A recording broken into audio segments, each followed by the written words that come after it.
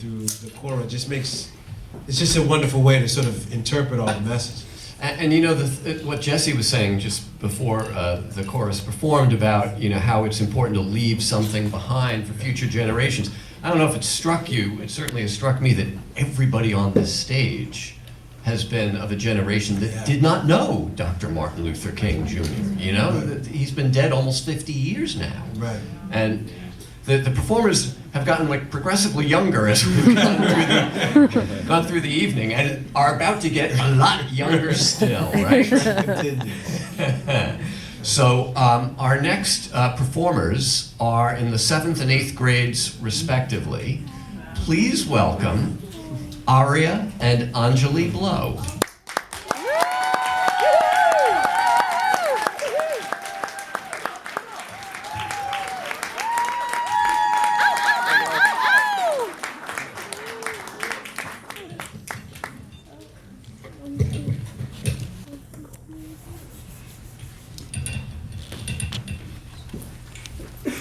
Hello, my name is Ariya Blow. And my name is Anjali Blow.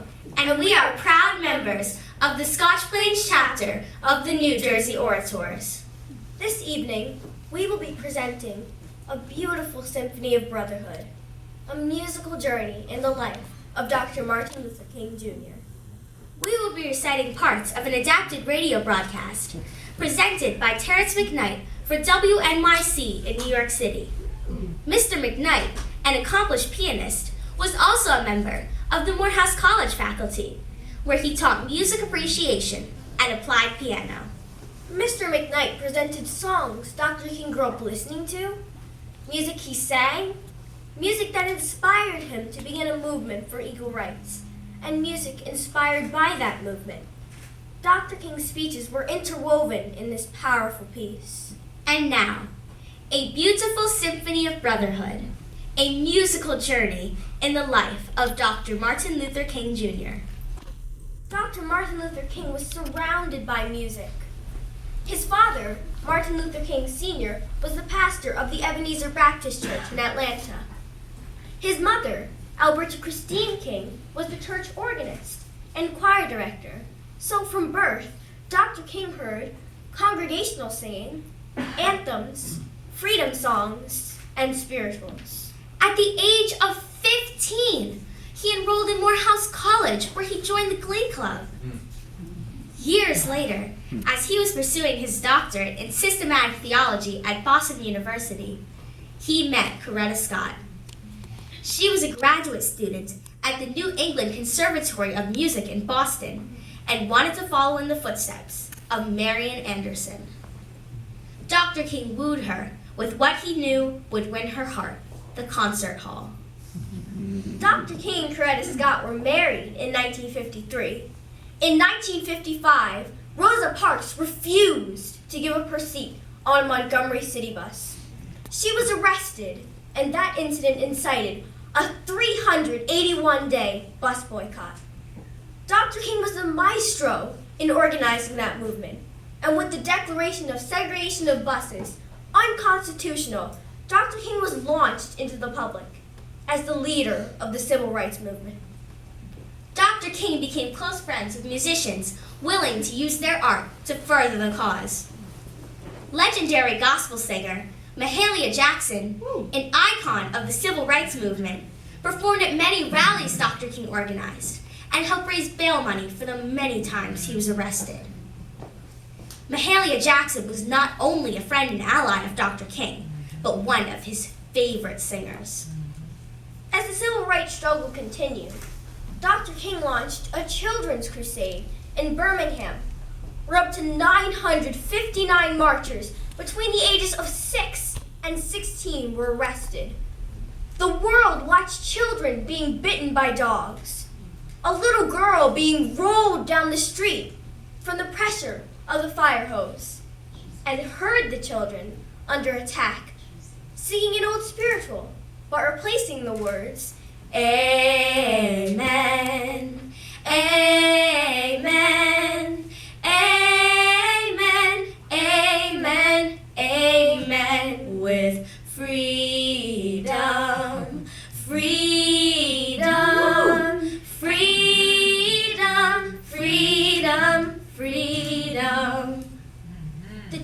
voices and actions moved people. Americans of every hue participated in the march to the nation's capital with Dr. King, appealing for the end of racial injustice. Pete Seeger was one of those marchers. He sang, "We shall overcome. We shall overcome.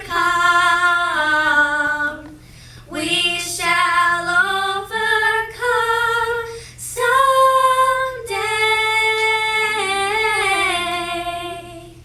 Mahalia Jackson sang. Musician Bob Dylan performed several songs, including "Only a Pawn in Their Game," about racial hatred and the assassination of Medgar Evers. Many other singers performed. Also, that day, Odetta sang "Oh Freedom." Dr. King gave his famous "I Have a Dream" speech that day. Days after Dr. King shared his dream with the nation, 4 little girls were killed in a church bombing. Dr. King was devastated by the tragedy. He uncharacteristically lashed out by saying, "Who murdered those girls?" The apathy and complacency of many Negroes who will sit down on their stools and do nothing and not engage in creative protest to get rid of this evil. The bombing and that statement by Dr. King got the attention of many in the music community. John Coltrane responded by composing a song titled "Alabama." Musical experts say Coltrane based the melodies on the musical cadences of Dr. King's speech. Duke Ellington responded with "King Fit the Battle of Alabama." He shocked the crowd by performing the vocals of that song. Curtis Mayfield wrote, "People get ready, there's a train a-comin'. Don't need no baggage, just get on board." To announce the arrival of a train that carried the foremost civil rights leader, Dr. Martin Luther King Jr. Sam Cooke wrote, "Change is gonna come." I was born by the river in a little tent. Oh, and just like the river I've been running ever since. It's been a long time coming, but I know change gonna come. Oh, yes it will. Dr. King was inspired by Bob Dylan's music, dedicated to civil rights, and could not believe those songs were not written by a black man. Dr. King was awarded the Nobel Peace Prize, and in 1965, President Johnson signed into law the Voting Rights Act. Despite Dr. King's best efforts, racial tensions were exploding. On April 3rd, 1968, Dr. King was in Memphis to march with striking sanitation workers. He was moved to rise to that podium, and without a note in hand and no prior preparation, delivered what would be his last speech. We've got some difficult days ahead, but it really doesn't matter with me now, because I've been to the mountaintop. Like anybody, I would like to live a long life. Longevity has its place. But I am not concerned about that now. I just want to do God's will. The next day, Dr. King was assassinated. At his funeral, Mahalia Jackson sang his favorite song, "Take My Hand, Precious Lord." Precious Lord, take my hand, lead me on, let me stand. And once again, my name is Ariya Blow. And my name is Anjali Blow. And we are proud members of the Scotch Plains chapter of the New Jersey Orators. Thank you.